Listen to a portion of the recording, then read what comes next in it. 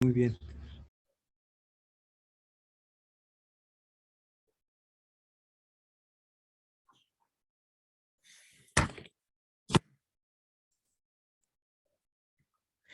Buenos días a todos. Nuestra sesión correspondiente al 2 de febrero, de marzo del 2022. Estamos en nuestra clase de prosistas latinos.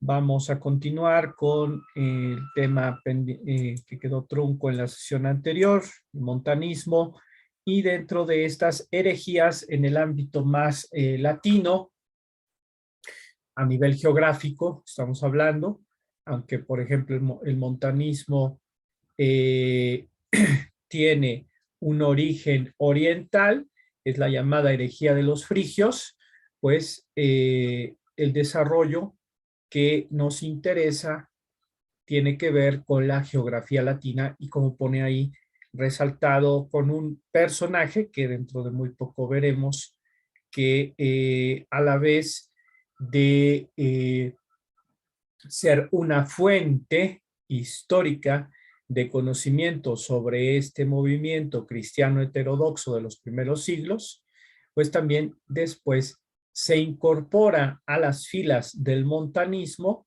Tenemos una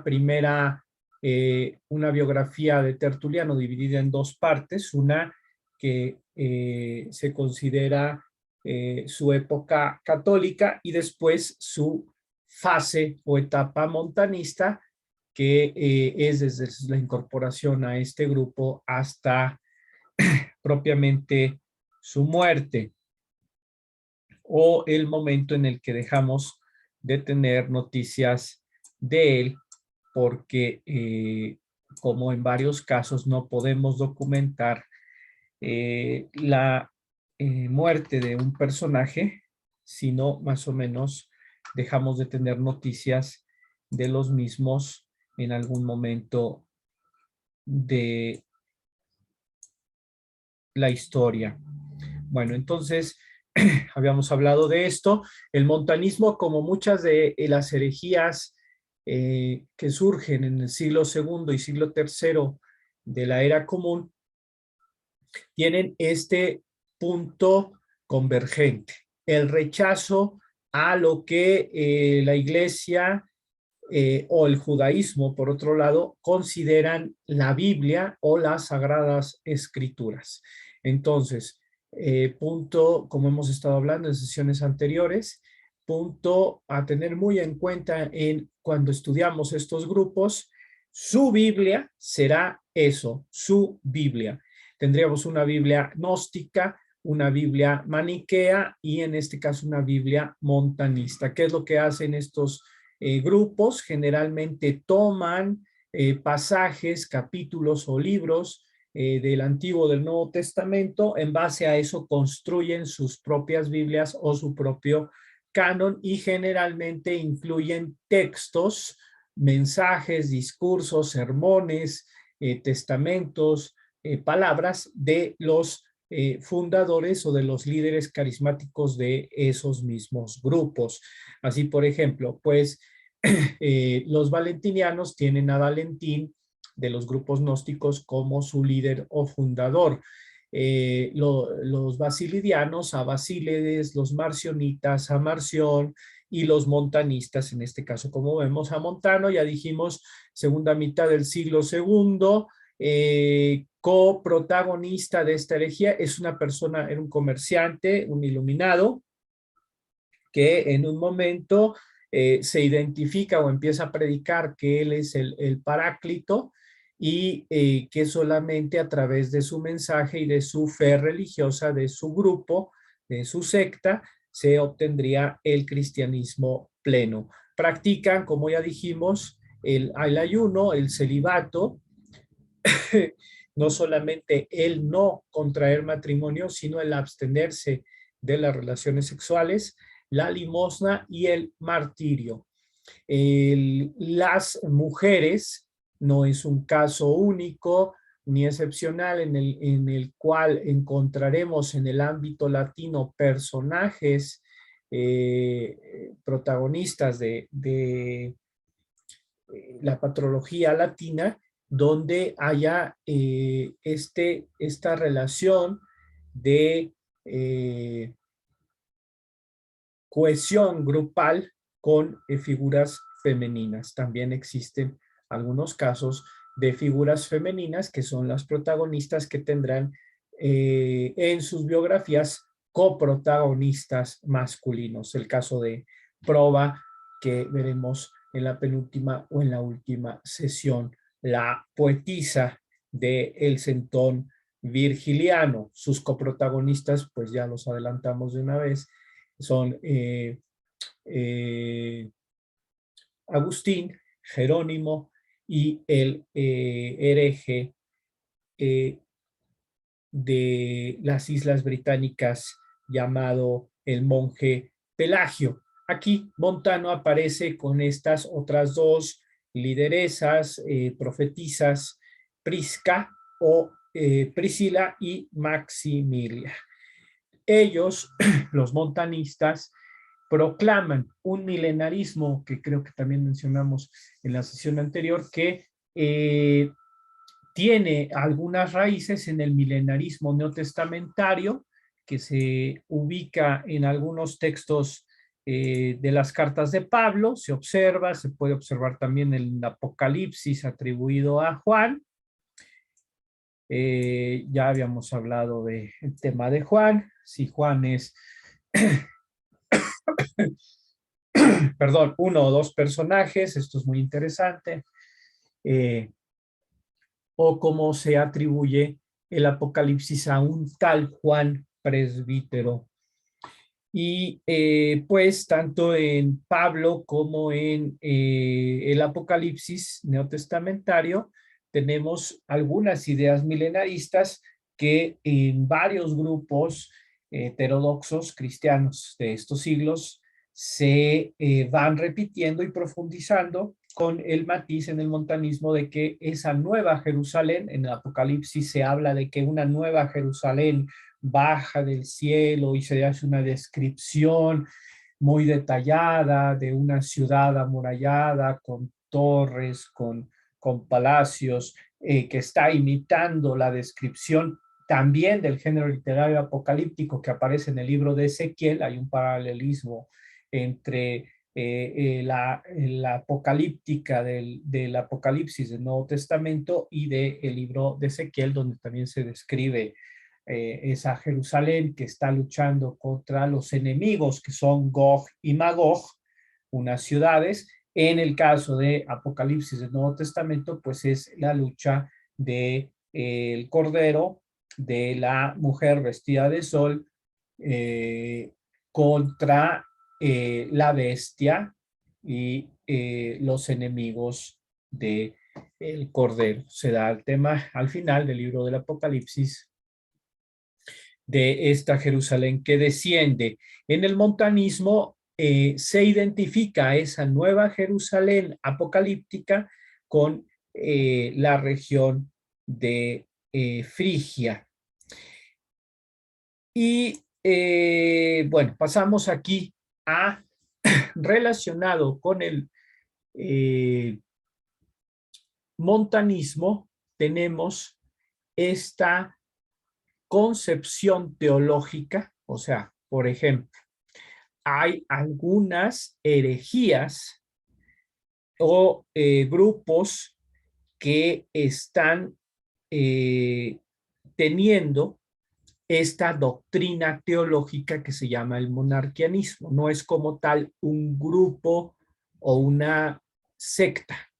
O sea, los montanistas tienen algo de monarquianos, tienen esta doctrina monarquiana. Los sabelianistas que siguen o se adhieren a la doctrina de Sabelio de Roma, como vemos en el recuadro de abajo, pues también están siguiendo una variante del monarquianismo que se llama modalismo, y también existe otra variante del monarquianismo. Por eso decimos, son temas y concepciones teológicas que algunos grupos adquieren o conciben en su teología. O sea, los grupos cristianos, los grupos heterodoxos tienen diferentes teologías, algunos monarquianistas y pues existe de hecho el monarquianismo patripaciano o sabeliano, como vemos el número 1 del lado izquierdo, o el monarquianismo adopcionista del lado derecho, que se identifica mucho con la figura de Pablo de Samosata, un tal Teodoto, y después tiene mucho más éxito el adopcionismo porque también lo encontraremos, esta teología del monarquianismo adopcionista la encontraremos en el arrianismo, del cual pues empezaremos a hablar, me supongo que como en 2 sesiones, cuando ya hablemos, 2 o 3 sesiones, cuando hablemos de Mario Victorino, cuando hablemos de Ambrosio y sobre todo con la figura de Agustín de Hipona. También el adopcionismo queda muy vigente, muy presente en el ámbito latino y todavía encontramos resquicios y huellas de este monarquianismo adopcionista en figuras hispanas. Hay después solamente mencionaremos a Isidoro, pero hay una abundante representación hispana en la patrística latina tardía, digamos del siglo V, siglo VI, donde ubicamos, por ejemplo, a este Elipando de Toledo y Félix de Urgel, ciudades de la geografía hispana y después española de la actualidad. Entonces, ¿en qué consiste el monarquianismo? El esquema de arriba, como vemos, es el monarquianismo en general.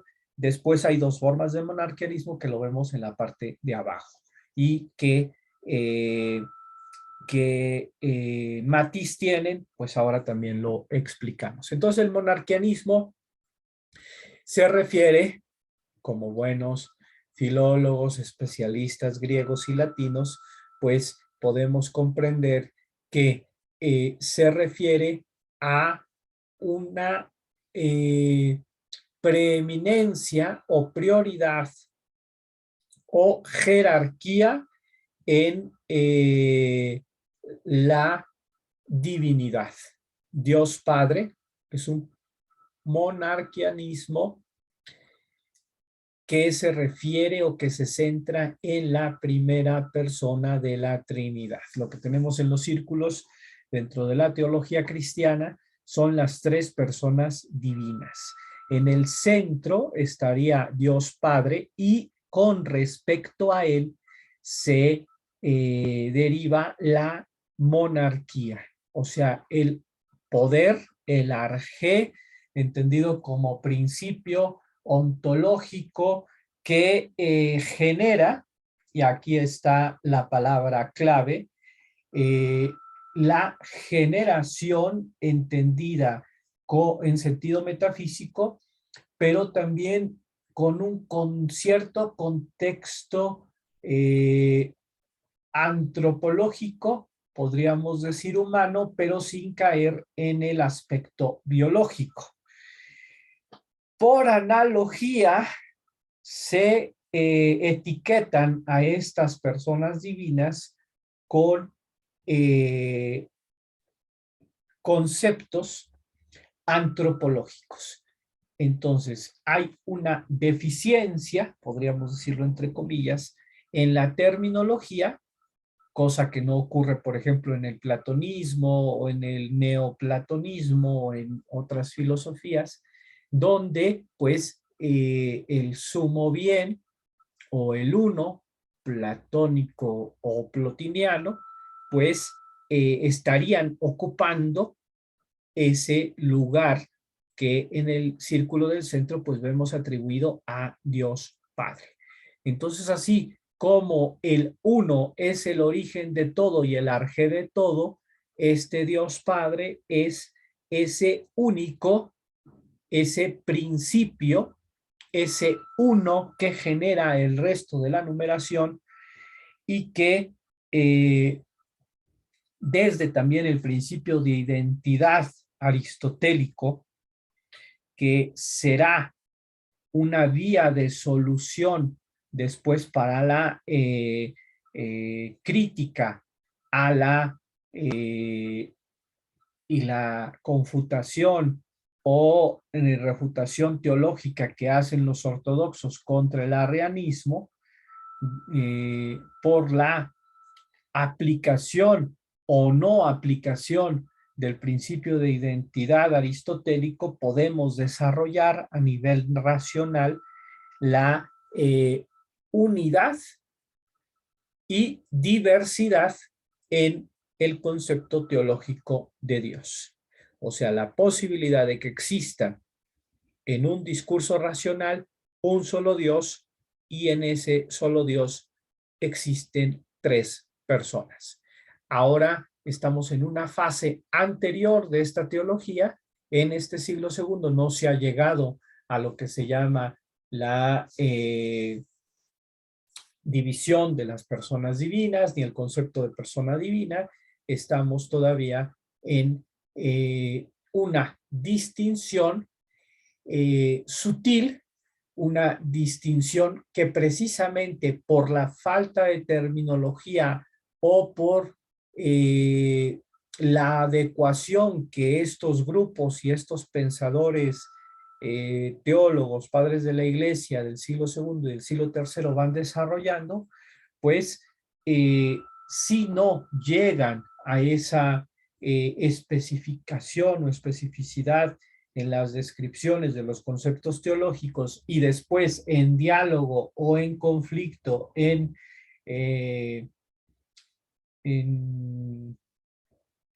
apología contra algún otro personaje o contra algún otro grupo, se observa que estos autores o estos grupos se centran o no quieren cambiar su visión teológica, entonces de esa forma sí podemos, como digo, clasificarlos en alguno de estos grupos. Las otras dos personas divinas que existen, a la derecha vemos el Hijo, que sería Jesucristo, y a la izquierda el Espíritu Santo, la segunda y tercera persona de la Trinidad.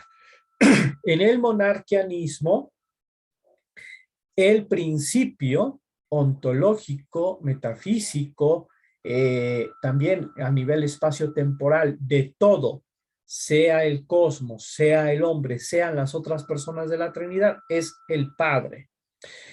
Como digo, tenemos la deficiencia de la terminología o la insuficiencia de esta terminología y se aplica el concepto o la etiqueta de Dios Padre y de Hijo a la segunda persona de la Trinidad.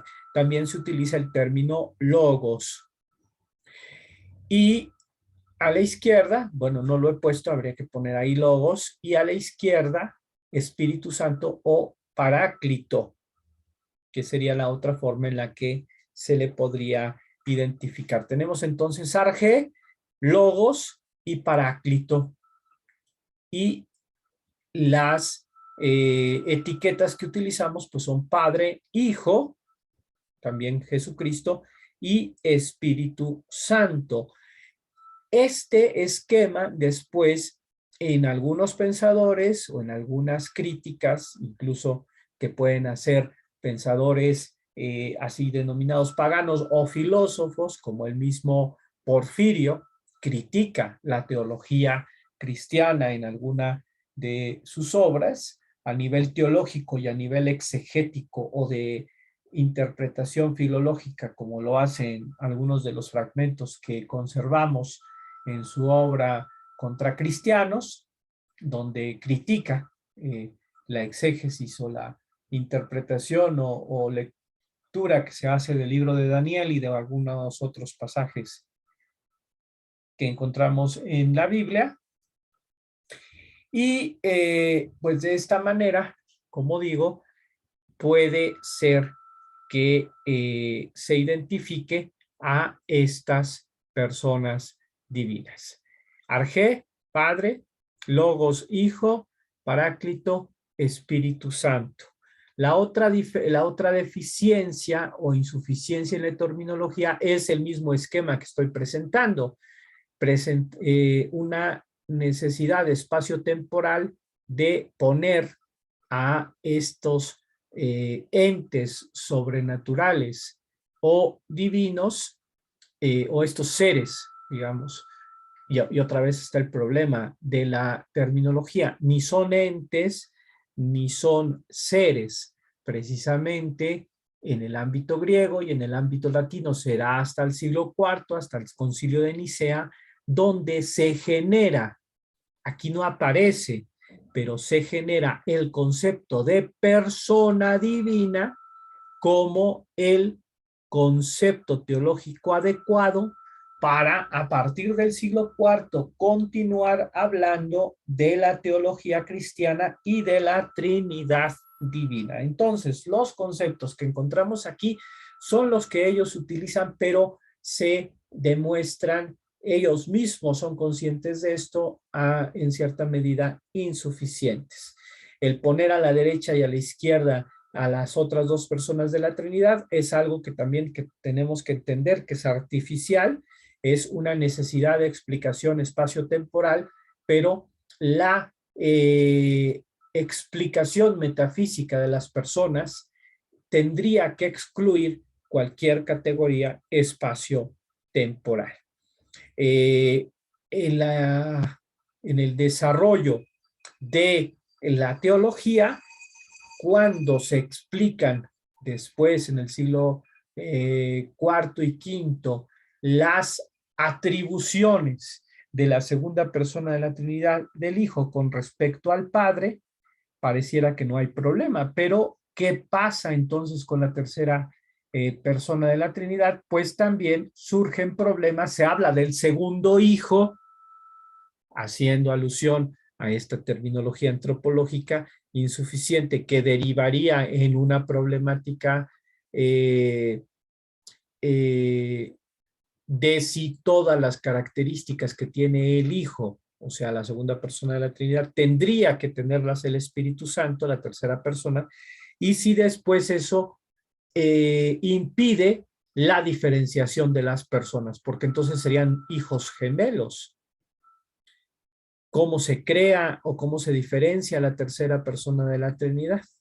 Y en el siglo V ya avanzado, la teología sobre la figura de María, la madre de Jesús, de Logos, dentro de la concepción teológica cristiana, la concepción virginal de María de una persona divina, que sería este Logos, este segunda persona, Hijo o Jesucristo, generaría también, como de hecho se produjo, y como siempre suelo contar, cuando estuve estudiando en Roma, me llevaron una tesis doctoral y pude hojearla. Lástima que no la pude copiar o fotografiar, donde alguna persona llegaría a justificar teológicamente que sí, María podría ser la cuarta persona de la Trinidad.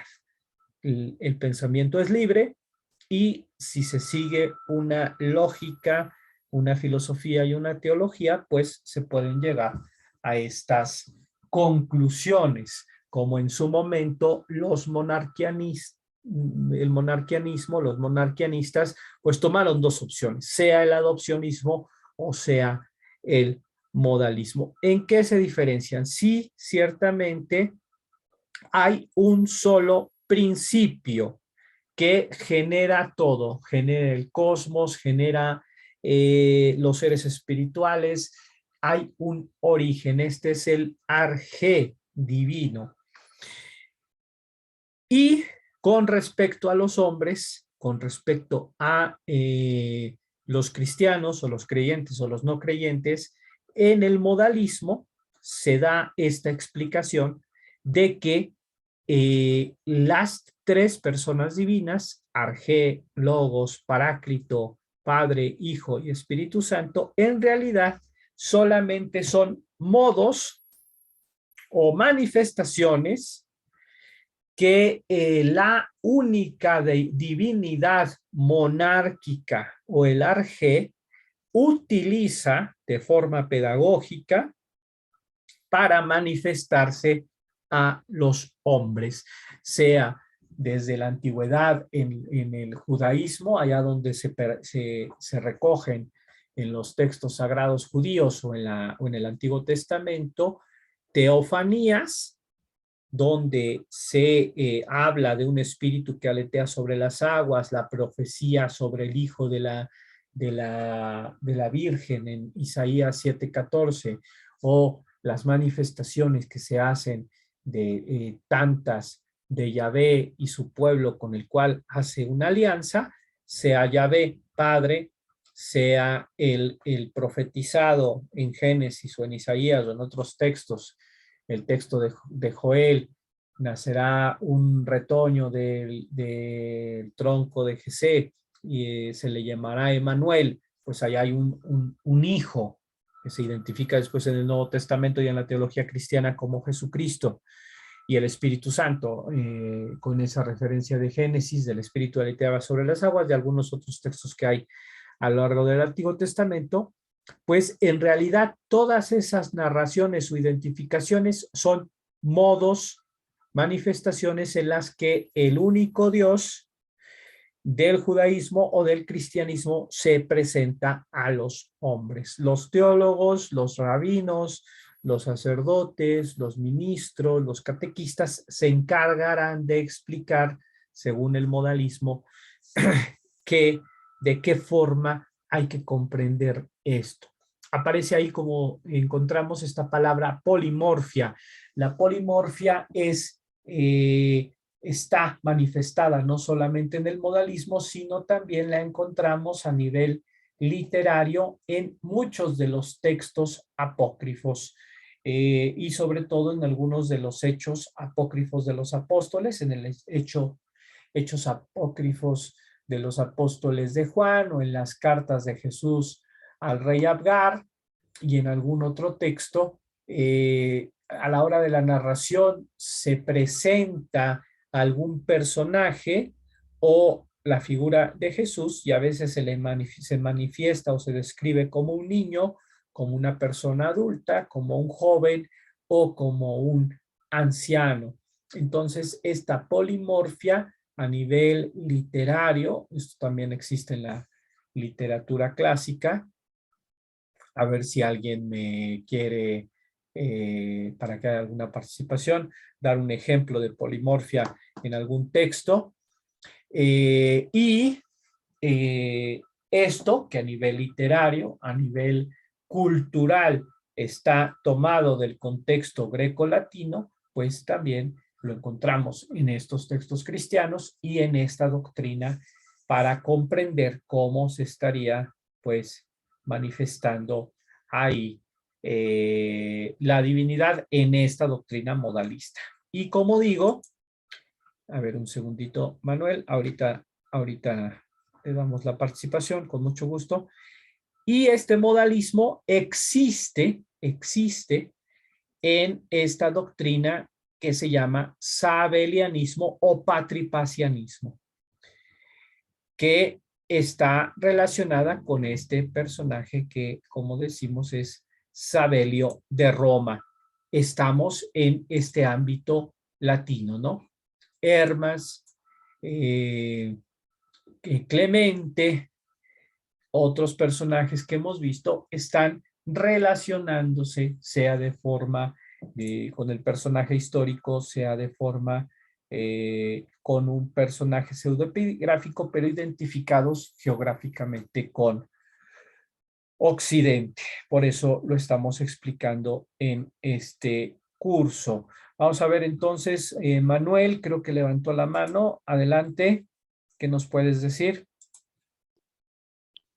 Sí, me preguntaba en torno a cierta evolución, bueno, aquí teológica, pero también etimológica.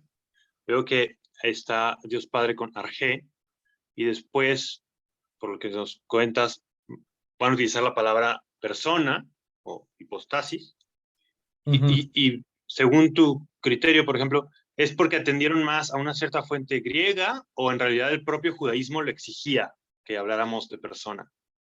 Y no, por ejemplo, porque Argés, obviamente bastante griego, pero no sé si después hay ahí como una especie de giro hacia la fuente hebrea. Gracias. Ajá. Sí, gracias, Manuel. Lo último que dijiste, giro hacia la fuente hebrea, ¿en qué sentido? Para dar la respuesta. En el sentido de que la propia Torá o la propia tradición judía exigía esta palabra. La mejor traducción posible podría ser hipóstasis. ¿O no? O sea, si el Ajá. propio judaísmo exigía eso. Sí, sí, gracias. Y bueno, aquí tenemos propiamente, gracias Manuel, uno de los grandes problemas de interpretación filológica de toda esta teología cristiana desde este siglo segundo, siglo tercero y siglo cuarto, porque ciertamente en Nicea, como dice Manuel, aquí tenemos esta terminología, arjé, tenemos la identificación inadecuada o bueno, adecuada teológicamente, pero a nivel de discurso racional, después surgirá, lo vemos un poco más cuando vemos la patrología griega, el mismo las mismas palabras, theos, Dios, y logos, ¿a quién se le atribuye? En los textos a veces Dios está identificado con la figura del Padre y a veces con la figura de Cristo. Y logos, pues también en Clemente Alejandrino, pues podría tener una interpretación hacia lo divino o hacia el principio racional de la divinidad, pero después cómo identificarlo con la figura de Jesucristo, también entendido como un personaje histórico o como una divinidad. Entonces, el problema es más o menos este. Tendríamos dos seres espirituales, el Padre y el Espíritu Santo, y después un ser que es a la vez espiritual y humano histórico, que es Jesucristo. Este es el problema de la Trinidad en el cristianismo. Ciertamente se arrastran o se heredan, sería el término más correcto, de la teología judía, el concepto de Dios y de Espíritu Santo, aunque no está entendido así en el judaísmo, pero podrían encontrarse algunos fundamentos y ya después, obviamente, esto se desarrolla en el cristianismo.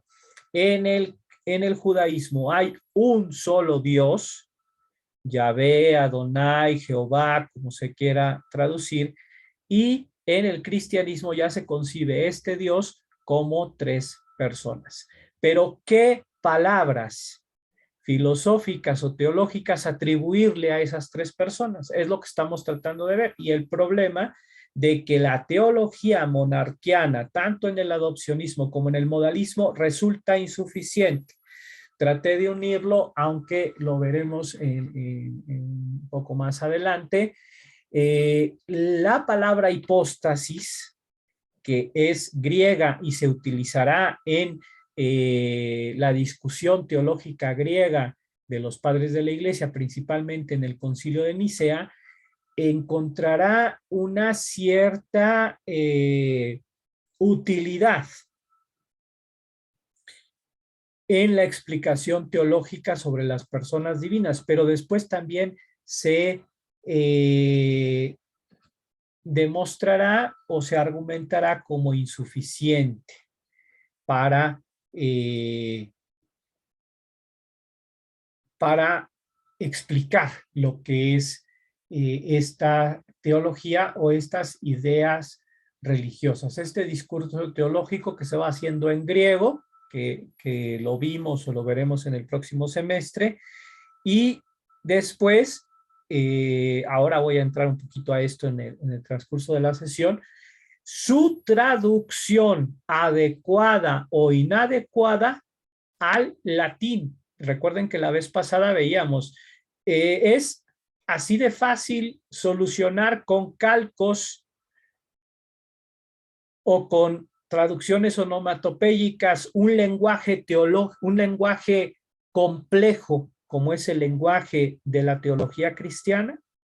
La respuesta va a ser no, porque precisamente las traducciones de la Vetus Latina pues demostrarán esta insuficiencia y los mismos padres latinos dirán es que no podemos utilizar esto. Por eso el mismo Tertuliano es uno de los primeros que va aportando esta terminología latina propia de la teología cristiana, donde será precisamente la lengua latina la que aportará con Agustín de Hipona la solución teológica definitiva a todo este problema, que a pesar de la riqueza de la terminología griega se demostraría insuficiente. Ni Nicea, ni Constantinopla, y será solamente hasta Éfeso, donde podría haber estado, pero no estuvo,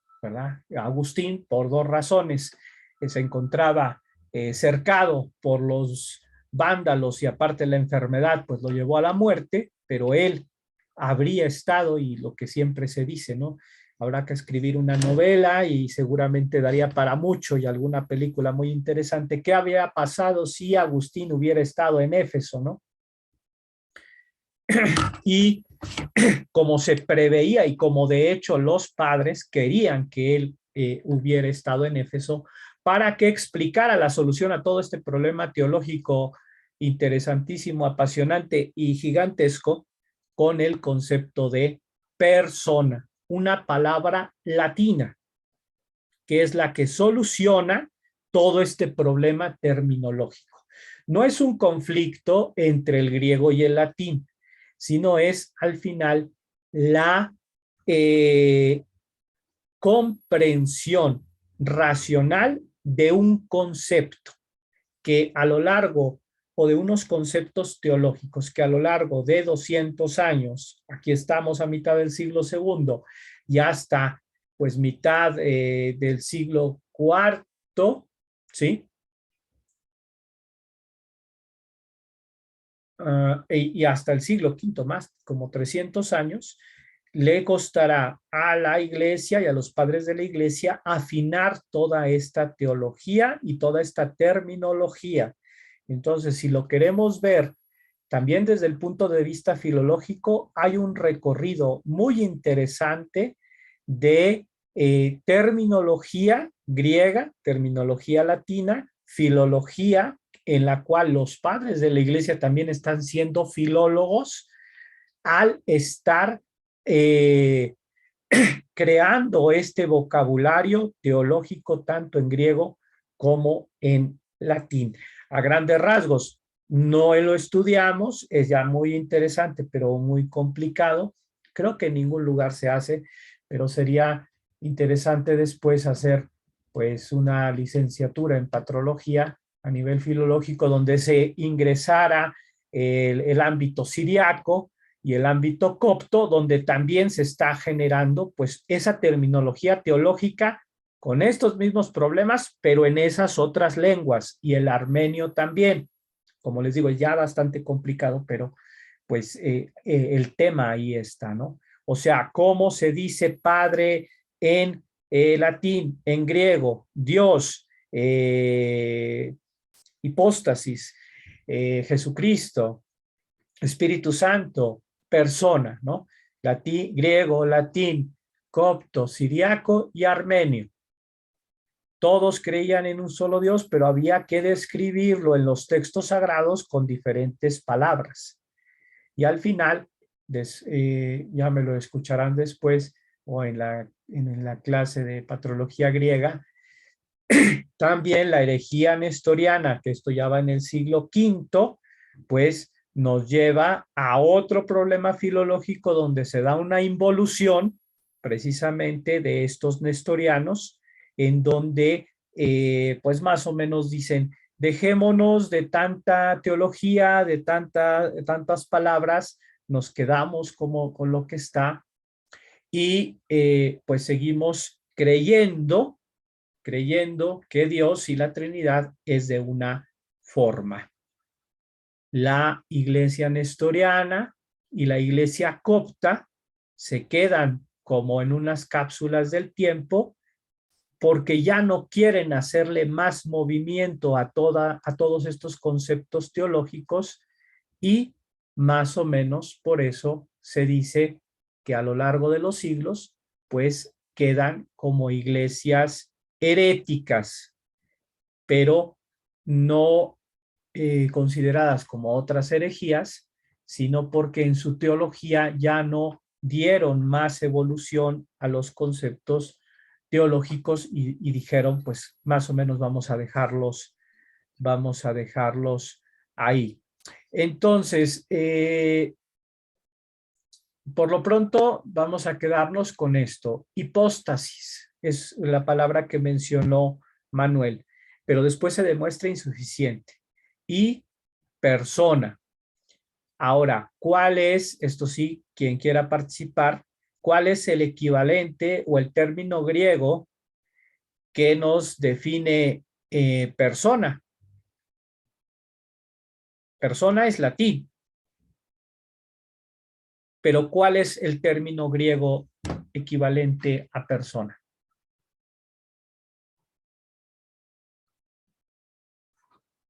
¿Quién quiere participar? Para que veamos un poco la complejidad de todo esto. No lo puedo solucionar ahora, pero mientras voy a ir cambiando de pantalla, a ver si se anima alguien a participar.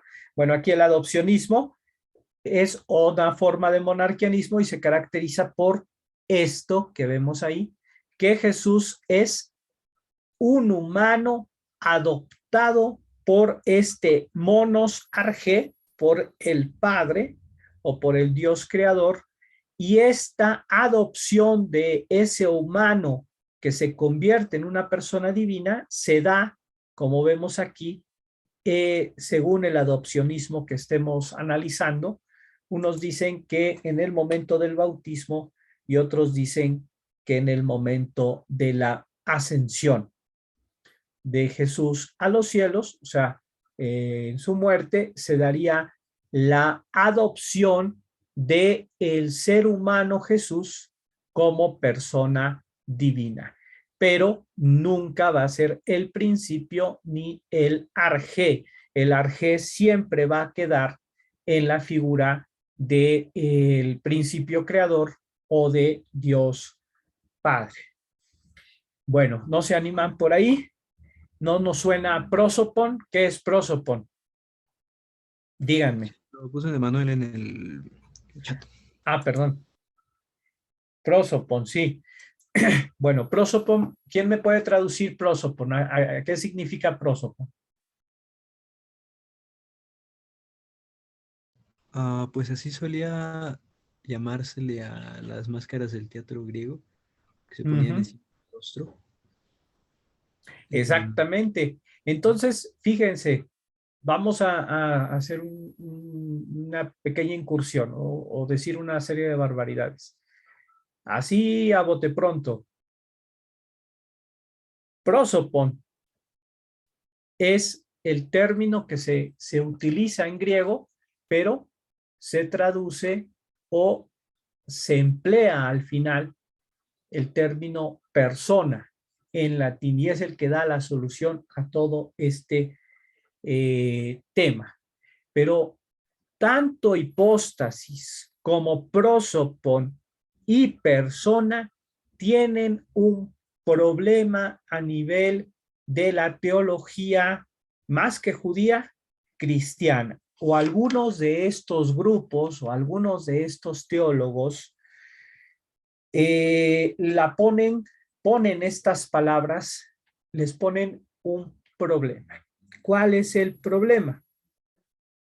Pues el problema es que estos términos no aparecen dentro del vocabulario bíblico, porque existiría un principio teológico que postularía que para hacer teología, para hablar de Dios, solamente se pueden utilizar las palabras que son lenguaje divino. ¿Y cuáles son las palabras que son lenguaje divino? Pues las palabras que aparecen en la Biblia. Entonces sería un principio herético no utilizar, más bien utilizar un término no bíblico, o sea, que no se contenga en el texto bíblico. Y esto es un problema que se trata y se aborda en el Concilio de Nicea, y que precisamente Atanasio, uno de el teólogo o uno de los principales teólogos del Concilio de Nicea, pues contra Arrio, que aquí ya lo estamos ubicando, ¿verdad? Arrio y el arrianismo, pues dice, no, es que para hablar de teología y para hacer teología cristiana solo podemos utilizar pasajes de la Biblia y textos o palabras que están dentro del texto bíblico. Y ya son los padres de la iglesia como Atanasio, los capadocios, Basilio, Gregorio de Nacianzo, Gregorio de Niza, o en el ámbito latino, Tertuliano, que empezaremos a ver, y después Hilario de Poitiers, Ambrosio de Milán, Jerónimo de Estridón y Agustín de Hipona, quienes crean este lenguaje tanto teológico en griego, no importando que esas palabras no estén en el texto bíblico o en latín. Y es la única forma en la que se desarrolla la teología cristiana o el discurso teológico cristiano, sea tanto en griego, sea tanto en latín. Y bueno, pues a grandes rasgos, esto es lo que el hablar de de estos grupos, pues nos lleva a lo que más estamos estudiando en nuestra materia, como las palabras, como las lenguas latina y griega tienen ese protagonismo fundamental en el desarrollo de estos autores, de estos personajes literarios que escriben toda una serie de obras dentro de un ámbito teológico, ¿sí?, del cristianismo, aunque también escriben obras literarias o obras históricas. Tampoco los padres de la iglesia son solamente teólogos, también son historiadores, también son literatos, si así los queremos ubicar o podemos diferenciarlos de hecho. Pero muchos de ellos, como digo, pues son personajes que están creando y están generando un vocabulario teológico, y entonces están enriqueciendo, esto es la clave ahora fundamental con la que nos vamos a ir al pequeñito descanso, están enriqueciendo la lengua griega y la lengua latina con toda una serie de palabras griegas y palabras latinas que pasarán al acervo de las lenguas griegas y latinas, y que, como sabemos después, en el ocaso de la cultura clásica, en la transición de la época del final del así llamado periodo patrístico, siglo VI, siglo VII, y el nacimiento de la Edad Media, con el predominio en Occidente de la lengua latina y la importancia de ese gran texto de textos, la Biblia traducida al latín de la mano de Jerónimo, o la Biblia Vulgata, se catapultará hacia la Edad Media y después dentro de la Edad Media al surgimiento de las lenguas nacionales o de las lenguas modernas, de las lenguas romances, y tendremos, como sabemos, pues hay muchas, ¿no? Pero otras después decaen, el provenzal, el neerlandés, el flamenco, y bueno, el catalano, el aragonés o el gallego, ¿cuál me falta? Varios que hay por ahí en la península ibérica, muchísimos en la península itálica, el sardo, o en Francia, los Países Bajos, muchísimas lenguas, ¿no? Pero sabemos que destacan entre ellas, pues el castellano, el francés, el italiano, y que también unidos a las lenguas sajonas, el alemán y el inglés, pues llevarán todas esa matriz latina que catapultará, de nuevo utilizo la palabra, el latín o el griego cristianos hacia las lenguas romances.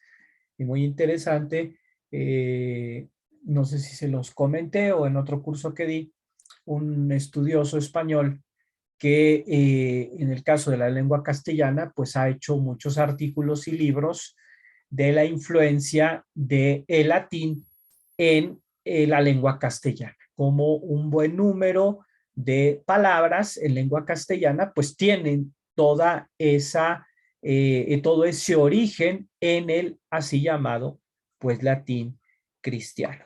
Vamos a tomar una pequeña pausita, nuestros 5 minutos, y regresamos. Ya se ve ahí la pantalla de Didaje, ¿verdad?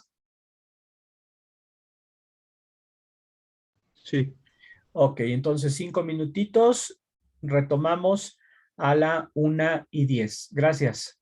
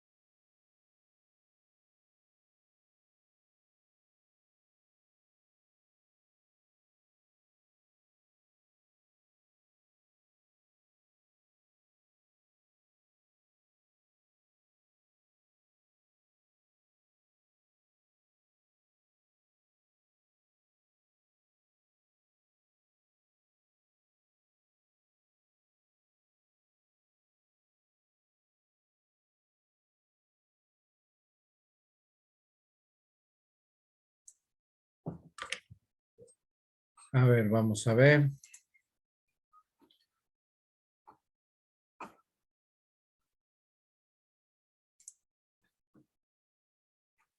Pues vamos retomando la sesión. ¿Me escuchan? Sí, profesor. Sí. Bueno, pues vamos a hablar un poco. Ahí tenemos esa reflexión sobre ese tema, creo muy interesante, de cómo el lenguaje es el medio de expresión de las personas y de la vida e intereses y preocupaciones existenciales de las personas, de los colectivos, de las culturas, y que en el ámbito religioso, pues estamos viendo con respecto a una de las religiones que se dio en el contexto de la antigüedad o del Imperio Romano, que nosotros conocemos pues dentro de nuestra licenciatura de letras clásicas. Este mismo discurso que hice lo podemos trasladar al judaísmo, que se desarrolla como religión también dentro del Imperio Romano, del siglo, o en latín, del siglo primero hasta el siglo, no sé, quinto, sexto también. Lo mismo al ámbito de la lengua siriaca, como decía, la lengua copta, la lengua armena y los grupos religiosos que escriben en estas lenguas, sean judíos, porque también hay textos judíos en lengua siriaca, o cristianos de la gran iglesia, o católicos, o los coptos, que se quedan como una iglesia del siglo IV, V en adelante, y existen hasta nuestros días y siguen escribiendo en lengua copta. La iglesia armena, que está integrada en el día de hoy en la iglesia católica, pero que pues también tiene sus particularidades, sus riquezas, sus tradiciones, o el discurso que hemos hecho en sesiones anteriores de todos estos grupos heterodoxos. Ya les decía que en universidades de Chile y Argentina se estudian a los grupos gnósticos, todos estos que hemos mencionado, valentinianos, marcionitas, ofitas, setianos, los textos de Nag Hammadi, donde de una forma todavía más compleja, porque ahí, en el caso de los grupos gnósticos, hay un verdadero panorama cosmopolita de utilización de terminología teológica o filosófica, no solo de matriz judío-cristiana. También los gnósticos generan su propio vocabulario teológico, pero asumen de una forma mucho más grande terminología teológica del mitraísmo, del zoroastrismo, de la teología platónica, del pitagorismo, también hay conceptos epicúreos, aristotélicos. Entonces, pues, cuando vemos un texto gnóstico de Nag Hammadi, ya tenemos con verlo ¿cómo se llama? En castellano, y ni así le entendemos, ¿no? Ya imaginémonos irnos, sí hay fragmentos latinos, fragmentos griegos, o luego también en su mayoría, porque los textos de Nag Hammadi están en copto, pero hay otros sobrevivientes, testigos textuales de estos textos, y podríamos hacer un ejercicio, pero sería bastante complicado o interesante, no sé. Si quieren lo hacemos, pero ahí sí les llamaría a alguna iniciativa o algún interés específico que tuvieran. Si quieren que veamos un texto gnóstico en latino, en griego, me dicen, o ustedes me lo pasan, quien sea, me lo pasa y lo comentamos la próxima sesión, para que también pues veamos la complejidad de la utilización en griego o en latín de un vocabulario religioso, ¿no? Que es un poquito lo que estamos comentando o analizando. Bueno, la didaje. Dentro de nuestro programa tenemos esta literatura canónica litúrgica que se desarrolla también en el siglo II y que tiene una característica muy interesante. Hay varios textos en la patrología que tienen características semejantes a la didaje. ¿Qué es esto de la didaje? Pues es una especie de catecismo, por decirlo así, para que nos hagamos a la idea. En muchos grupos religiosos, cristianos, católicos, ortodoxos, se utiliza este texto que se llama catecismo. ¿Qué podríamos encontrar como equivalente? Pues un libro de texto o un proyecnástico, una proyecnástica. Estos textos sí nos suenan, ¿verdad? Por el estudio de los textos clásicos. Pero ¿qué pasa con un libro de texto de nuestros días? Un proyecnástica de la cultura o tradición clásica o esta literatura parecida a la didaje. Pues que son textos muy difundidos, muy populares y que estuvieron en contacto con muchas personas, o sea, muchas personas pudieron leerlos o se les leyó y lo aprendieron de memoria. ¿Qué es lo que pasa cuando estos textos dejaron de circular? Ya no fueron útiles para las generaciones posteriores. ¿Qué pasa? Y esto, a ver si participen, por favor. Abrimos los micrófonos. ¿Qué pasa con nuestros libros de texto que utilizamos en la primaria y en la secundaria? Aunque parezca banal, sí quiero que me respondan. ¿Qué es lo que generalmente pasa con nuestros libros de texto en nuestros días? A ver, díganme. Pues yo creo que he desechado la mayoría. Ya sea de primaria, creo que ya no tengo ninguno. De secundaria, hay uno que me pareció interesante, pero ya no. De hecho, más que nada. Claro.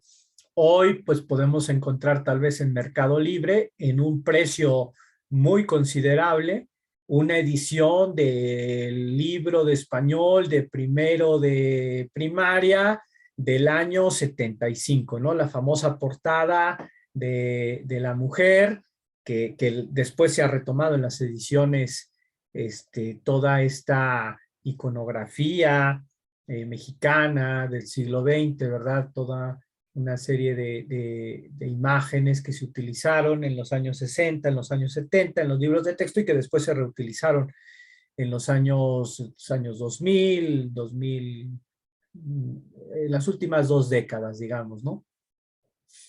Pero encontrar uno de estos originales. Sí, están todos en el sitio web de la SEP y los podemos descargar, pero hablemos de un ejemplar físico. ¿Quién más quiere participar?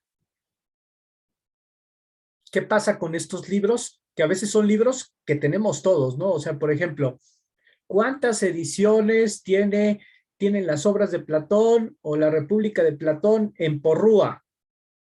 En la editorial Porrúa, ¿verdad? Los libritos blanco con rojo, blanco con azul, blanco con amarillo. ¿Qué pasa también con todos estos libros de sepan cuántos de Porrúa? Pongan en su mente sepan cuántos y los libros de texto gratuito de la SEP. ¿Alguna otra participación? ¿Qué pasa con estos libros?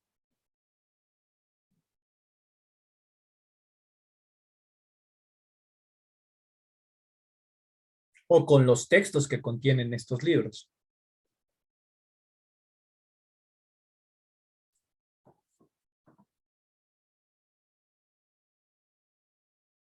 Ya nos dijo Irán, tienden a desecharse esos ejemplares, con lo cual el texto que contienen, pues también podríamos perder.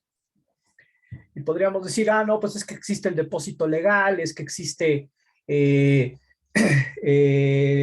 las bodegas de la SEP o alguna oficina del secretario general el secretario de Educación, donde pues guardarán un ejemplar de todo esto, ¿verdad? Y si pasa como desafortunadamente estamos viendo en un país donde las bibliotecas, los edificios oficiales o todo lo físico es destruido por una guerra.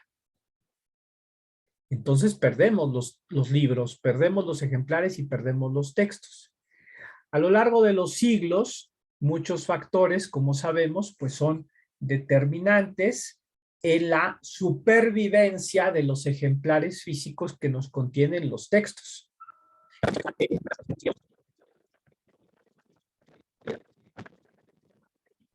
De forma fragmentaria, no tenemos ningún extraordinaria del códice sinaítico, vaticano y alejandrino, es eso, totalmente extraordinaria. Y como sabemos, el sinaítico pues terminó como terminó y como decimos aquí, terminó en las tortillas, porque está incompleto debido a que algunas de las hojas, siglos después, pues terminaron reutilizándose o terminaron siendo utilizadas para encender fuego.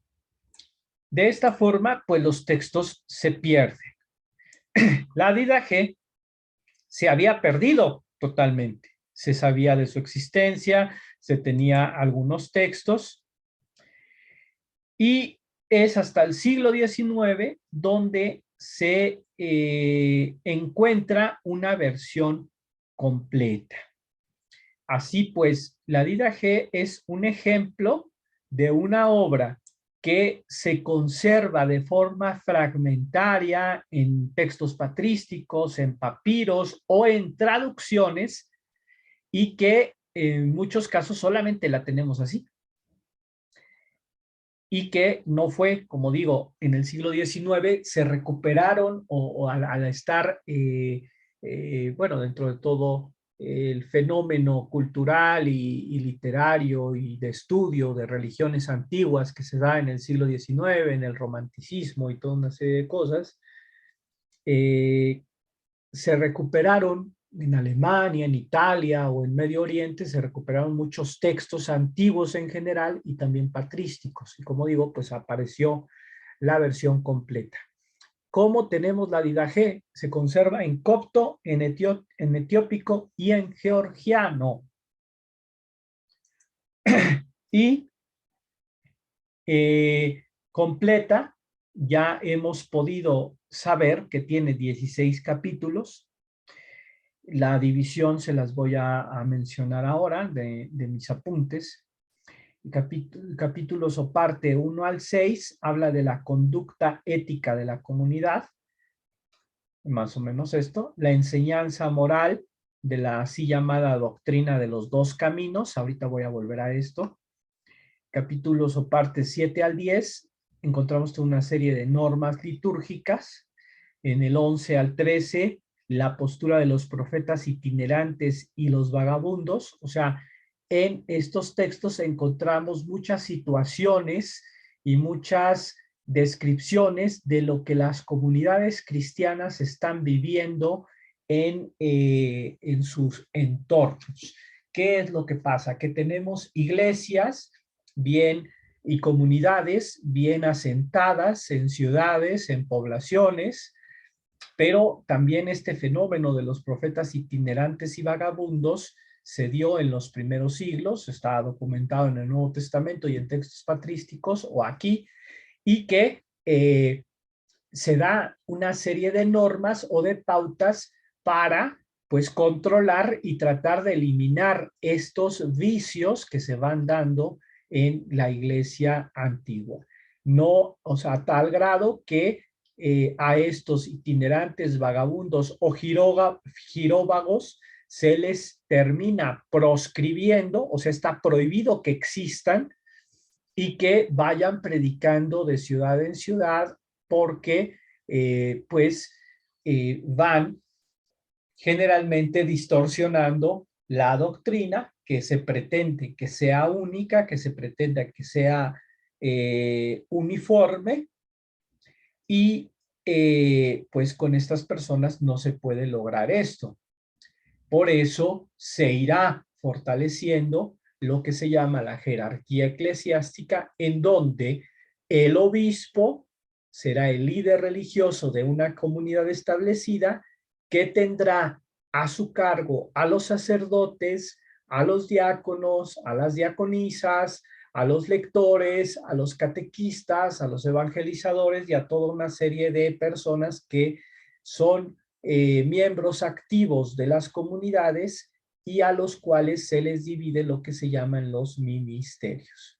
Después, en la parte capítulos 14 y 15, encontramos la reglamentación de la vida comunitaria, y en el capítulo 16, temas escatológicos.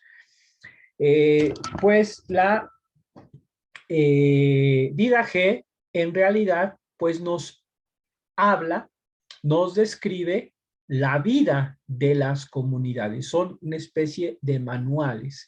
Recordamos este concepto de cartilla, un manual ético-moral de actuación, pues prácticamente la Didache sería una especie de modelo de una cartilla cívica con la cual se desarrolló la vida social durante muchísimo tiempo, ¿no? Y incluso hasta nuestros días se habla de cartillas para los ciudadanos, ¿no? En realidad la Didache nos da un testimonio, como digo, de las comunidades eclesiales, de sus prácticas litúrgicas. En la Didache se menciona la Eucaristía. El otro grande testimonio sobre la Eucaristía lo tenemos en la obra griega de la Apología de Justino de Neápolis, o San Justino.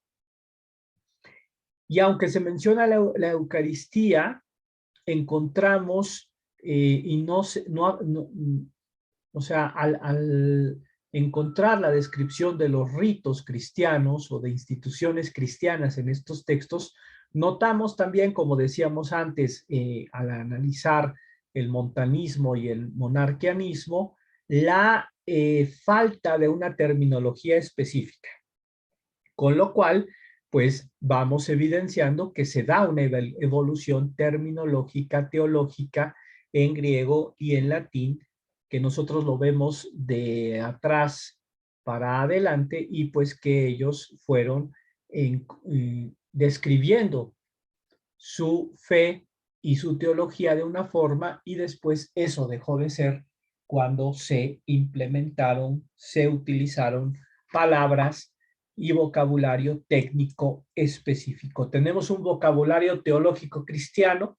Con la Didache encontramos el testimonio de que se empieza a desarrollar y se va a especificar un vocabulario teológico cristiano canónico, un vocabulario teológico cristiano litúrgico, y que, pues, como digo, se irán generando toda una serie o adaptando toda una serie de palabras de la lengua griega o latina, con los fenómenos de calco, con los fenómenos de onomatopeya y toda una serie de cuestiones, y terminarán como parte del vocabulario teológico cristiano en diferentes lenguas. En los dos casos, pues creo que saltan a la vista. Más importantes, pues son las palabras que se utilizan en los salmos o en el culto o liturgia cristiana, que han pasado generalmente a todas las lenguas de forma igual. Amén y aleluya. Por ejemplo, Hosana, por ejemplo, otras series de otras palabras como estas, que a todas las lenguas pues encontrarán siempre la misma transliteración, por no decir, porque no sería una traducción, sino una transliteración a las diferentes lenguas. Y pues conocer estos textos nos ayuda en el ámbito de la filología, de la traducción, como estamos tratando de observar, pues a comprender un poco todas estas cosas. Vamos avanzando, vamos a buen tiempo. Bueno, y tenemos estos otros textos que son las actas, pasiones o leyendas. Es un género literario que ubicamos a mitad del siglo II, que también tiene alguna característica semejante a la de la vida G que decíamos, que es la grandísima difusión de estos textos y una especie de incontrolada transmisión textual de los mismos. De las actas, pasiones y leyendas surge en general lo que se llamará después el género literario o la literatura hagiográfica. De las actas, pasiones y leyendas se harán después las vidas de los santos, que pasarán a la Edad Media, que como digo, en una incontrolada transmisión textual, añadirán, generarán, mutilarán, distorsionarán, mezclarán todos los elementos que queramos posibles, donde, por ejemplo, en el artículo que tengo sobre Dionisio el Areopagita que tratamos en el semestre anterior. Tenemos los títulos, los muchos Dionisios, y es un caso de un personaje griego que desborda en la cuestión pseudoepigráfica, pero ahora mismo vamos a ver el otro caso de los Hipólitos, nada más mencionado, también lo tratamos en la patrología griega, pero es que el personaje se llama Hipólito de Roma, entonces pues tenemos que hacer una mención ahorita en el ámbito latino. Pero como decía en el caso de Dionisio, Dionisio termina en homilías coptas del siglo V o siglo VI, siendo protagonista de historias y aventuras en compañía de San Miguel y de un señor que se llama Areopagus, que es un personaje totalmente ficticio que surge de las deficientes traducciones siriacas, coptas o armenias, donde el Areópago, que sabemos que es un topónimo y un lugar de la ciudad de Atenas en Grecia, pues se transforma a un personaje literario que sería Areos Pagus o Arius Pagus. El otro gran caso interesantísimo, pero esto ya es de la literatura geográfica medieval, de un sentido aire romano, y que en algún momento tuvimos la aventura para poder visitar una pequeñita capilla que se ubica en la ciudad de Roma, todavía existe, que se ubica en la llamada zona del Trastevere, que en la antigüedad era una ciudad fuera de los muros de Roma, en una zona pantanosa del río Tíber, bastante insalubre, donde se asentaban comerciantes y una comunidad siria en Roma, en el tiempo de los romanos. Bueno, sabemos que había judíos y cristianos sirios. Entonces, de una capilla de dos monjes de gran devoción en el cristianismo siriaco de la antigüedad, uno de ellos, Abad Ciro. En la Edad Media hay 2 o 3 artículos y hasta un libro que hablan de todo esto. Se fue pasando a la hora de transmitir los textos de estas leyendas hagiográficas de Abba Ciro a Apa Ciro, a Pa Ciro, Después hay algo muy interesante en algún momento de la Alta Edad Media y se cambia a femenino. De Passiro se cambia a Passera, y Passera en italiano pues significa pájara, o sea, el femenino de pájaro. Y al final, hoy, esa capilla que les conté que visité hace como 10 años, ahí en Roma, se llama la capilla de Santa Passera, o de Santa Pájara. Pero dentro, pues están todavía los frescos altomedievales de el abad Ciro y el otro ahorita que no me acuerdo cómo se llama. Entonces, para que nos hagamos una idea de qué interesante, apasionante y problemático puede ser esto que surge aquí en el siglo segundo a través de estas actas, pasiones y leyendas. Las vidas de los santos que tienen en estos textos sus primeras fuentes, pero que después, como digo, repito por tercera vez, una incontrolada transmisión textual y una religiosidad popular que nos lleva a los ámbitos más interesantes y problemáticos, pues nos mezcla personajes, nos fusiona personajes, nos cambia personajes. El mismo Judas Tadeo, creo que todos podemos ubicar la figura de San Judas Tadeo, ahí el cruce de Reforma y Puente de Alvarado, la iglesia esta de San Hipólito, el convento de San Hipólito, donde está el culto todos los fines de mes a San Judas Tadeo. La misma figura de San Judas Tadeo es una fusión hagiográfica que también remontamos a esto, de hasta 3 personajes. Tadeo, que es Judas, cuyo apodo es Tadeo, uno de los apóstoles de Jesús en el Nuevo Testamento, pero con elementos literarios de Adai, que es el mensajero que lleva las cartas del rey Abgar a Jesús en el epistolario del rey Abgar, y en esas traducciones siriacas y coptas de ese epistolario del rey Abgar aparece identificado un tal Tomás el mellizo.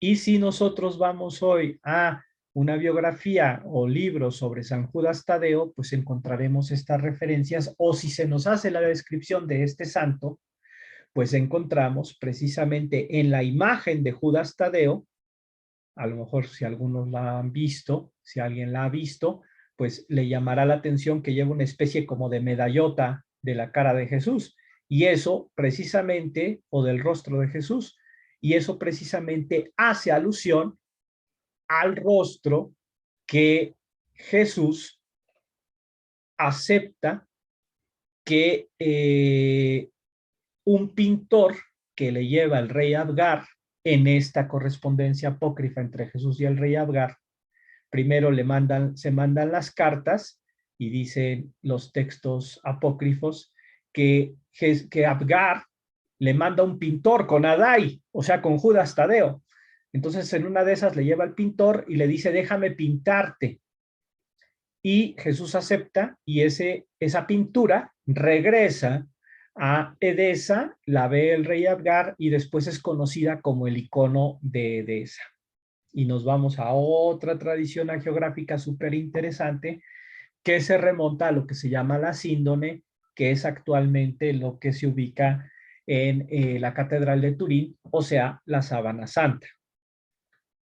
En los textos hagiográficos, actas, pasiones o leyendas, con el paso del tiempo, se van mezclando, como digo, personajes, leyendas e incluso objetos históricos o arqueológicos, como el caso de la síndone que les decía. Bueno, las acte son los protocolos del juicio, o sea, documentos oficiales romanos que son transcripciones de los procesos judiciales de ajusticiamiento de los mártires, ¿no? Por ejemplo, se conserva con bastante seguridad las actas del martirio de Justino Mártir, ¿no? Que es martirizado precisamente en Roma, ¿no? Por el ¿cómo se dice? El cónsul de Roma, ¿no? Una autoridad romana. Las acte no son muchas, son 10 o 15, son un cierto número pequeño las que se conservan. Son transcripciones, por lo cual tienen bastante fidelidad histórica, pero sí que hacen una especie de revisión, ahí está mal escrito, ¿verdad? Es una revisión con cierta modificación y amplificación de lo que dicen estrictamente los textos judiciales o lo que las actas recogen en sentido estricto. O sea que ya de por sí las acte que encontremos de algunos mártires tienen ya una acción literaria por parte de las personas que las escribieron. ¿Qué encontramos en las acte? La fecha, el nombre del juez, los acusados, la acusación y la sentencia condenatoria, que es uno de los elementos, o son los elementos más importantes que sirven después para fundamentar la historicidad de los personajes, o sea, de los mártires, y sus leyendas hagiográficas. Las pasiones o martiria ya son obras de autores cristianos, dentro de todos estos, o si queremos decir que son géneros literarios. El género literario de toda esta vida de santos o leyendas hagiográficas o literatura geográfica, el segundo subgénero o literatura de segunda generación, son pasiones o martiria, obras de autores cristianos, y que en vez de relatarnos a veces más o menos como en el estilo literario de las actas, se centran en los últimos días y en la muerte del mártir. Ciertamente están basados en las acte, que muchas veces se han perdido y solamente tenemos los pasiones o martiria, pero la acción literaria del autor cristiano se refleja mucho más y se distingue por las reflexiones que presenta, y en algunos casos muy interesante también, porque ahí encontramos versiones vetus, citas bíblicas que se introducen en relación a la vida o figura del mártir que se está relatando la pasión. Y las leyendas ya serían literatura geográfica de tercera generación, tienen un cierto fondo histórico, pero ya incluyen muchos elementos literarios que son frutos de la piedad. Si encontramos escenas maravillosas o pasajes maravillosos, pues ya obviamente casi seguro estamos ante una leyenda hagiográfica.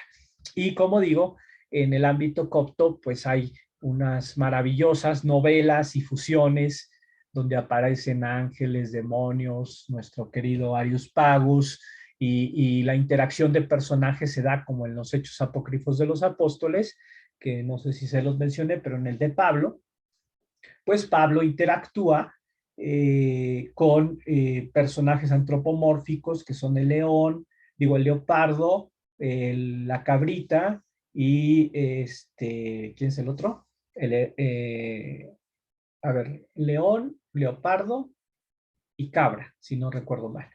Entonces, pues tenemos animales antropomorfos que hablan y están dialogando con los personajes humanos. Esto también encontramos en las leyendas hagiográficas. Ya es una literatura totalmente popular, pero que circuló y muchísimo, y después en muchos casos, a pesar de que se dan cribas y filtraciones en la Alta Edad Media o en la época de la modernidad, una obra monumental que tenemos en nuestro repositorio digital de la UNAM, en VideoUNAM, tenemos acceso, yo lo he utilizado 2 o 3 veces, también es un dolor de cabeza, lo digo en buen sentido, porque ojalá solamente estuviera el personaje en uno de los volúmenes, pero a veces hay que buscar en varios textos, y ahí lo que hicieron los volandistas, me refiero a la acta volandiana, ¿no? Esto es una obra que se constituyó un equipo de historiadores jesuitas que se llaman los volandistas, y ellos hicieron esta obra, estos volúmenes, que están, digamos, divididos por los meses del año. Generalmente son 2 o 3 volúmenes por cada mes. Entonces encontramos enero 1, enero 2, febrero 1, febrero 2 y así, dependiendo de cuántos, o sea, porque siguen el calendario litúrgico o el calendario religioso, o sea, 1 de enero, 2 de enero, 3 de enero, ¿qué día se celebra cuál mártir? Entonces vamos a buscarlo ahí. Tampoco es tan exacto porque los calendarios litúrgicos de celebración de los santos cambiaron, no solo en esa época, el calendario, los calendarios de los santos cambian. En la iglesia occidental, en la iglesia oriental y en las iglesias orientales son diversos. Después en la iglesia occidental cambia en el siglo XVI, cambia, puede ser con los volandistas, y cambia también definitivamente en el Concilio Vaticano II, o sea, los años 60 del siglo XX. Entonces, por eso digo que a veces no es tan fácil, por eso con la ayuda del buscador de ese navegador, si entran a Vidi, buscan las bases de datos de humanidades, ahí va a salir de Chadwick, que es la empresa de Inglaterra que digitalizó todo esto en su momento, como la patrología de Migne, también fue en su versión griega y su versión latina digitalizada y comercializada por Chadwick, esta empresa, como digo, de Inglaterra, y que pues tienes el acceso a las bases de datos, porque si en el ámbito occidental es rico y complicado, si nos vamos al ámbito bizantino, pues ya no sé lo que pasa. Entonces, tenemos, como digo, estos volúmenes y ahí se recoge, pero muy, digamos, con una crítica literaria y histórica, pues muy importante y muy interesante, toda la, o bueno, muchísima o casi toda la literatura geográfica que hasta el siglo XVII, XVIII se había generado y que estos historiadores jesuitas criban y nos presentan. Pero al final o al principio, esta literatura es importante y estos textos pues son muy interesantes. Creo que bueno, el semestre pasado les comentaba que un alumno, un compañero suyo, por aquí la tengo, permítanme, escribió su tesis de licenciatura, apenitas, ¿no? Y ya, creo que ya se tituló, porque es un pendiente que tengo. A ver, espérenme tantito.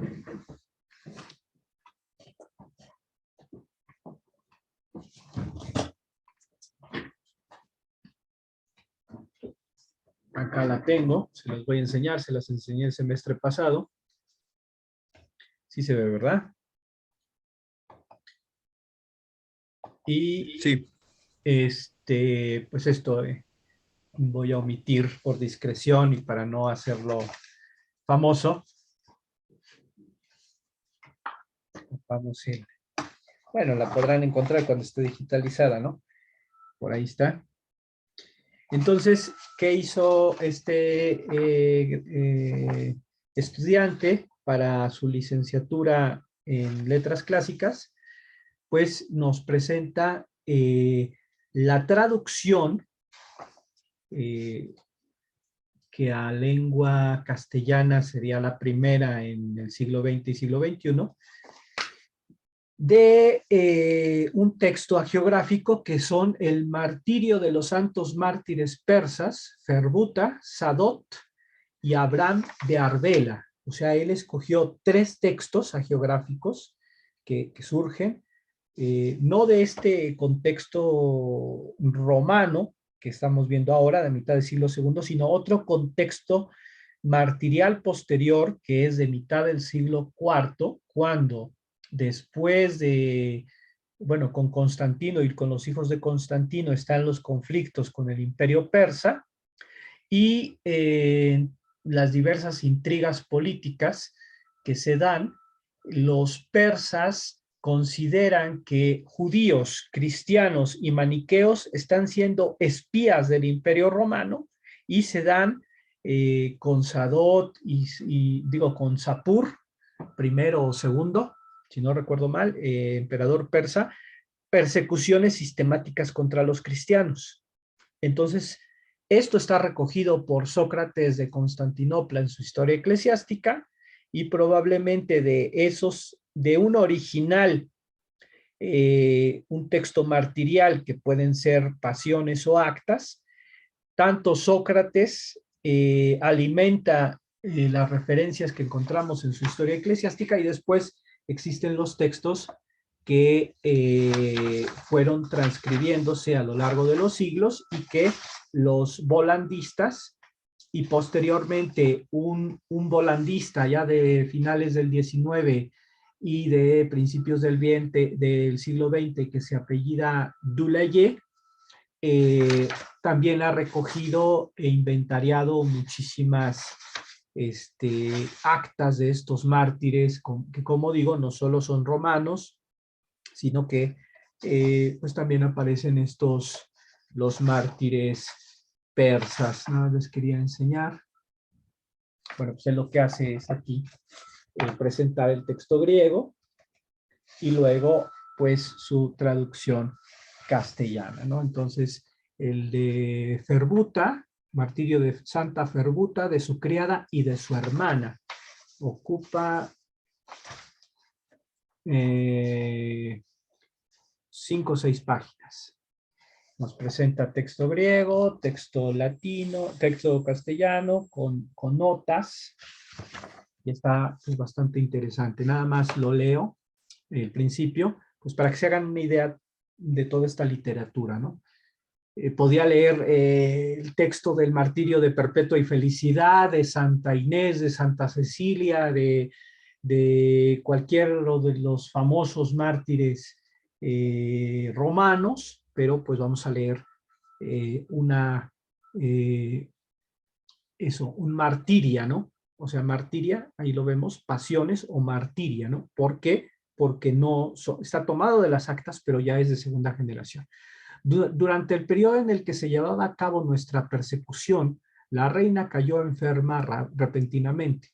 Puesto que tenía especial simpatía hacia los judíos, enemigos de la cruz de Cristo, y escuchaba amablemente cada cosa que ellos le contaban, acercándose a ella le dijeron: a causa de la muerte del obispo Simeón de apellido Bar Sabas, Bar es el término que se utiliza en siriaco para referirse a un personaje de la jerarquía. Sus hermanas te prepararon un veneno con el fin de que murieras. Cuando llegaron estas palabras a oídos del rey, Santa Ferbuta fue arrestada de inmediato junto con su hermana y su criada. Vemos cómo el texto comienza con un contexto e inmediatamente ya nos lleva al tema, como dice ahí, de los últimos días y muerte de la mártir, en este caso Santa Ferbuta, su hermana y su criada. No solo Ferbuta era de alma virtuosa, sino que ambas, tanto ella como su hermana, se habían procurado la forma de vida más bella, la inspirada en Jesucristo. Fueron llevadas al palacio para ser interrogadas. Vemos cómo está explicando el motivo y el tema del martirio, ¿no? Por orden del rey salió el sacerdote de los magos, su sumo pontífice, y con él 2 comandantes con el propósito de escuchar lo que éstas dirían. Apenas estuvo en su presencia Santa Ferbuta en compañía de su hermana y su criada, se percataron de su belleza, pues en verdad se encontraban en la flor de su belleza, e inmediatamente cada uno de ellos dispuso en su corazón un deseo obsceno, pero lo ocultaron ambos. Recordemos lo de Hermas, el pastor de Hermas, estos motivos de esto es como una presentación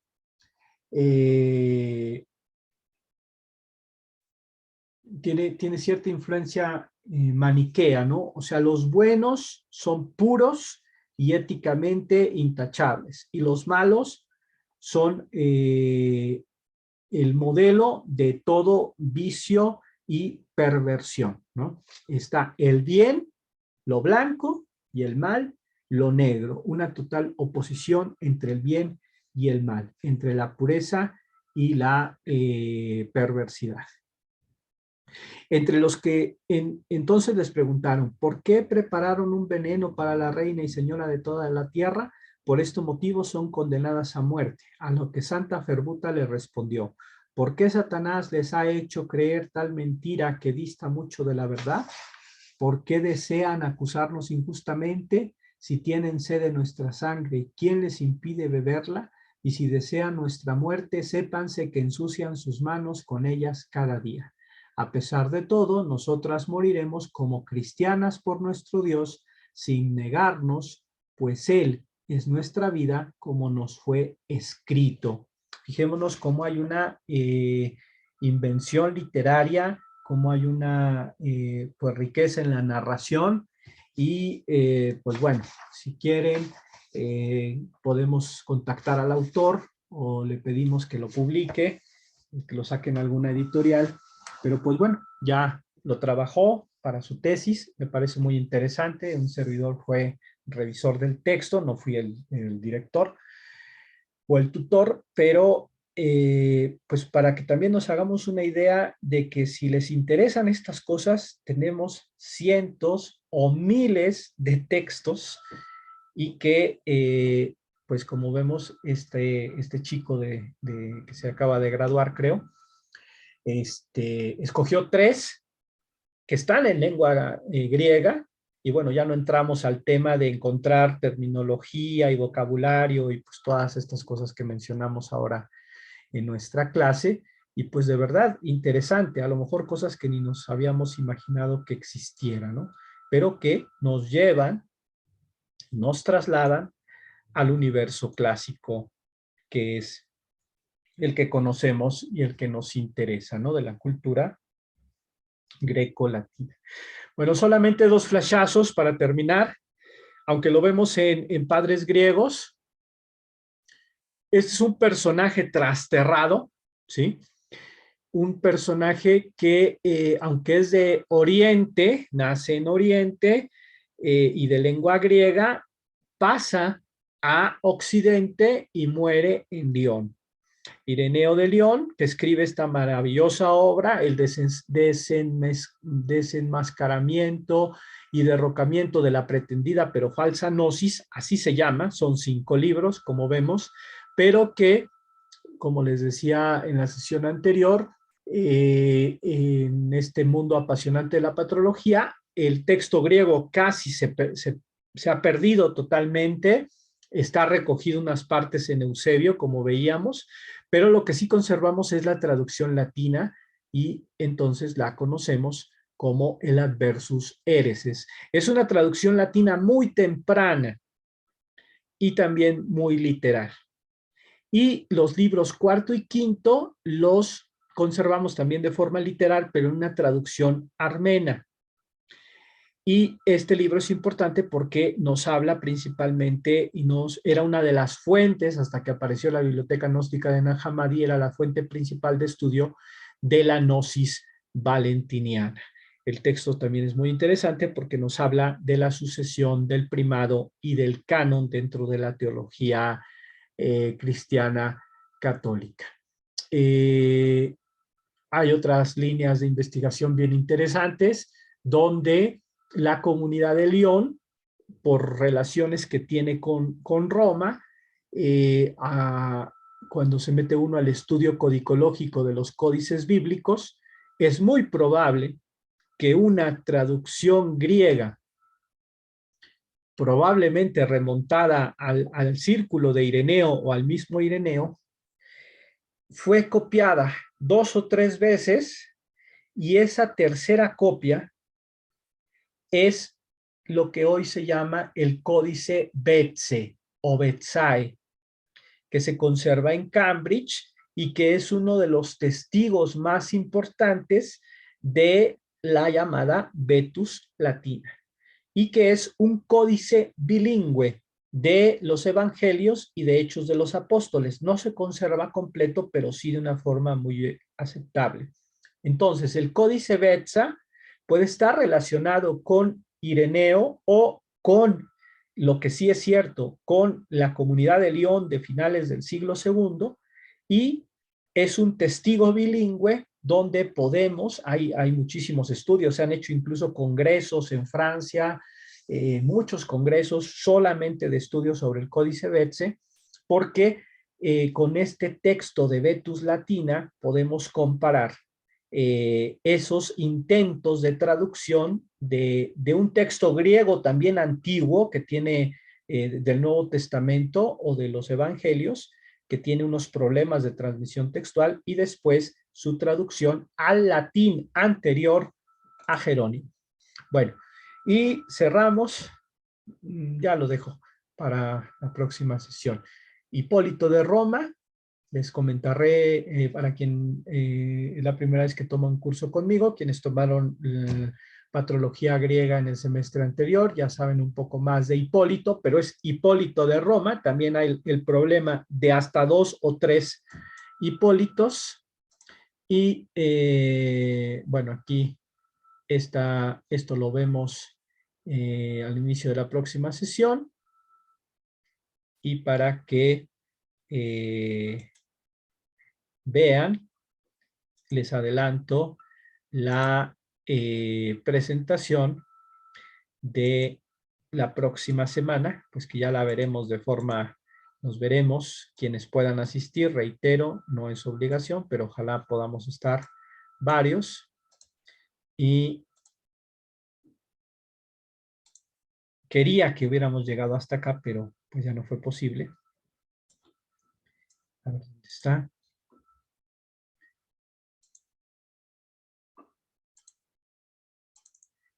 Pues ya se ve, ¿verdad? Nuestro querido Tertuliano. Entonces, veremos, explicaremos un poquito más de su vida y de su obra. Para pues comprender un poquito más de lo del montanismo, en qué momento se incorpora el montanismo, como vimos al principio de la sesión, y sobre todo, ya con esto termino, Tertuliano, figura fundamental de la patrología latina, porque con él tenemos el primer gran ejemplo de la generación de un vocabulario teológico cristiano en latín. Uno de los grandes creadores del latín cristiano es Tertuliano, autor del término Trinitas, del que viene pues la palabra Trinidad que conocemos. Bueno, pues muchísimas gracias por su atención, por su paciencia. Queda el micrófono abierto. ¿Alguien quiere participar? ¿Alguna pregunta antes de despedirnos?